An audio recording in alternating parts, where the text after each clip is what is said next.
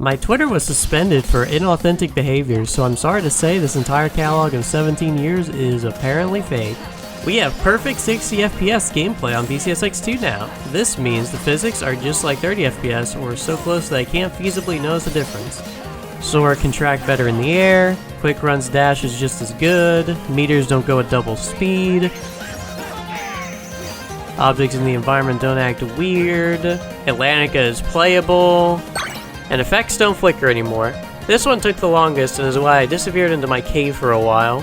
I still need to work on cutscene effects, specifically before I make this version public, but you can get early access on Patreon for my inauthentic content. While looking through addresses for the physics, I coincidentally stumbled upon the visual for the blur that happens during a drive explosion. I decided to utilize this by removing the blur during drive traversals specifically, so now you can see what Sora is hitting along with your combo during the load times. I remember this being requested, so there you go. I nerfed Grim Reaper 2 somewhat based on the feedback forums. The Soul Trail projectiles take slightly longer between each flame. The Arrow Storm is now one large tornado that launches you upward rather than in a circle. While I don't necessarily think he was hard enough to really warrant nerfing him, I do recognize he was pretty different design-wise from a lot of the other challenge mode bosses in a way I likely won't personally focus on going forward.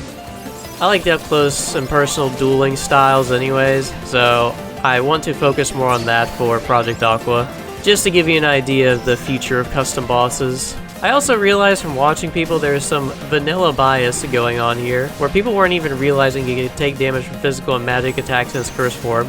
I would like people to have fun replaying this mod, so that also contributed. Next up, aesthetics. Since I was already in the realm of messing with the effects to not make them flicker and had to repair the moon in every map it was in, I decided to make it rain in the Dark City maps as well. And also I had to do that for the sun. Gather! Back off! Out of my way! I also changed the portals for betwixt and between, shifting them to an aesthetic fitting for the map I used for Project Aqua. Reason being is those portals were kind of atrocious to fix, so I decided to just make them different outright. That's absolutely cool, so get used to it.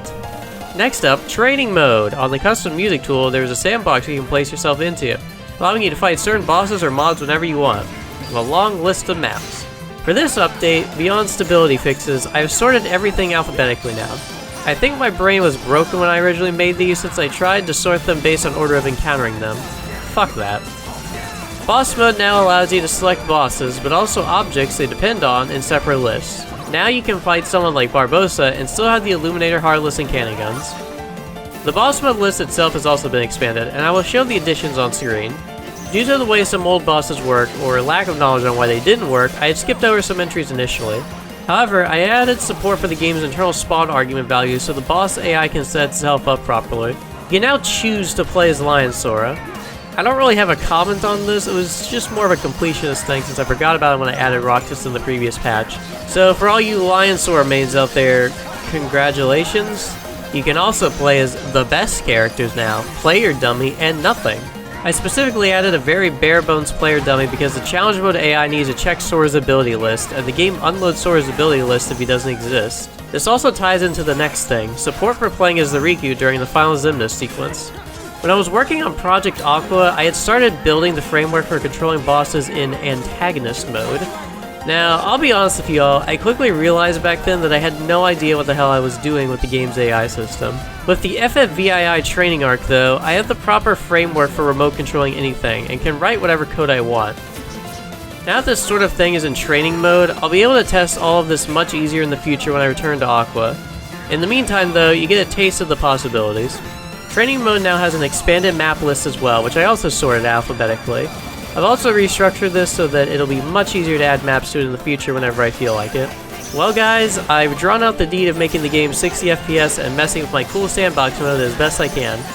Honestly, I feel like an idiot making the soft content, so I'll probably relegate it to shorts on TikTok now since my Twitter got suspended. I'll include a link in the description, so help me out if you use it and follow me there. Once I have the cutscenes fixed, I will make this public beyond early access and move on to porting FFVII to PC ports.